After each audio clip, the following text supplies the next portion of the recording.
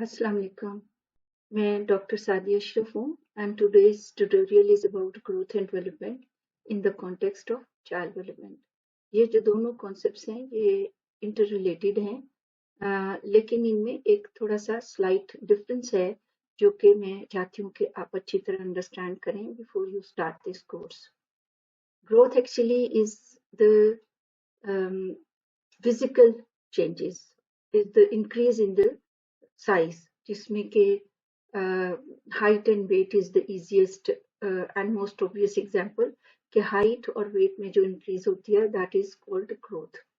अब इसमें एक जो चीज है वो ये भी है कि सिर्फ इंसान के जिस्म में हाइट और वेट में ही ग्रोथ नहीं होती, बल्कि there are other organs of the body जो कि ग्रो करते हैं एज द पर्सन ग्रोज और द बेबी ग्रोज, जिसमें कि लाइक जैसे मिसाल के तौर पर ह्यूमन ब्रेन है, वेरियस ऑर्गन्स हैं और उनमें जब जैसे जैसे उनमें उनके नंबर ऑफ सेल्स इंक्रीज करते हैं उनका साइज भी इंक्रीज करता है।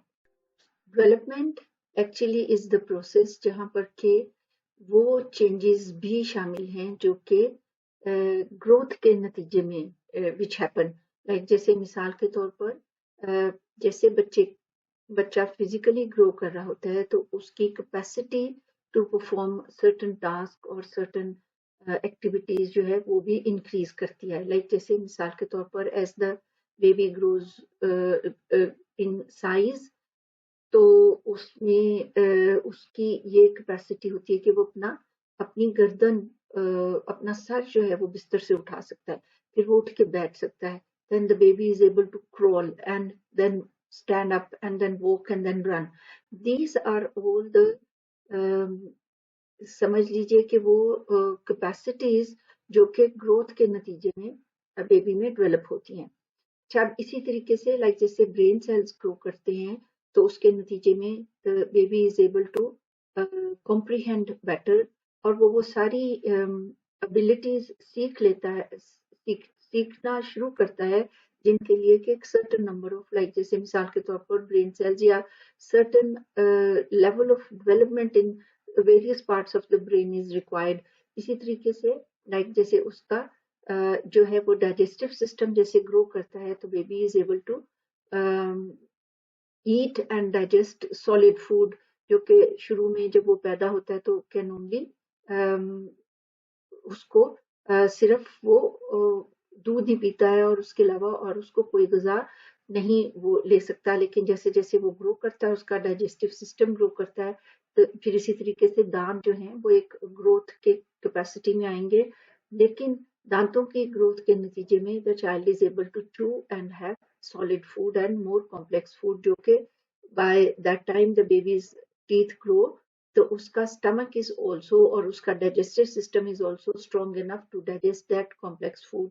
सो ग्रोथ और डेवलपमेंट में अगर हम इसको बहुत सिंप्लीफाई करें तो इनमें जो बेसिक फर्क है वो ये है कि ग्रोथ इज क्वांटिटेटिव जबकि development is qualitative. It is a progressive change in the not only in the body of the behavior body of the baby but also the changes that happen in other capabilities of the child जो कि जिनके लिए एक certain level of physical maturity is required।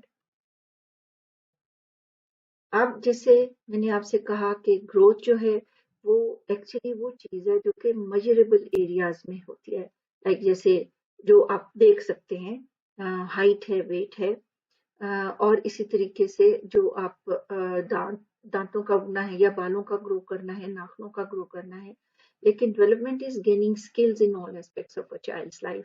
सो यहाँ पर मैं एक चीज और थोड़ी सी आपके लिए एक्सप्लेन करूंगी और वो ये कि increase is not always positive. जब हम प्रोग्रेसिव चेंज की या इंक्रीज की बात करते हैं तो इसका मतलब है कि दैट इंक्रीज और that change should be for betterment. Like जैसे मसलन अगर किसी इंडिविजुअल का, बेबी का या उससे बड़े बच्चे का साइज में उनका वेट जो है उनके बॉडी की हाइट की निस्बत से ज्यादा ग्रो कर जाता है तो that is not a positive change. So जब हम डेवलपमेंट की बात करते हैं तो उसमें अमूमन we include the positive changes that happen consequent upon growth in a baby's body. Thank you very much. I hope ये आज के ट्यूटोरियल से आपको इन दोनों कॉन्सेप्ट्स में जो फर्क है वो समझ आ गया होगा. बहुत शुक्रिया. अस्सलाम वालेकुम.